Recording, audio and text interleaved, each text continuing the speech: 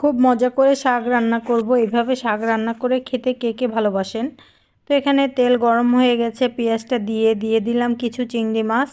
চিংড়ি মাছটা হালকা ভেজে লবণ দিয়ে দিব হলুদের গুঁড়া, মরিচের গুঁড়া, ধনিয়ার গুঁড়া। এখানে খুবই সামান্য পরিমাণে মশলা ব্যবহার করতে হবে, কারণ শাক রান্নায় বেশি হলুদ মরিচ দিলে খেতে ভালো লাগে না।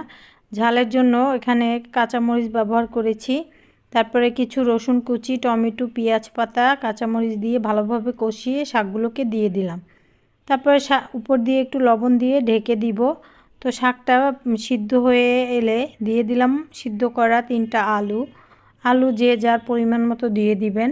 তো এখানে সিদ্ধ আলুটা ব্যবহার করলে খেতে বেশি ভালো লাগে, শাকটাও আঠালো হয়। তো খেতে খুবই মজার। এটা হলো কুমড়ো শাক। কে কে এভাবে রান্না করে খেতে ভালোবাসেন? গরম ভাতের সাথে কিন্তু খুবই মজার ছিল। সবাই ভালো থাকবেন।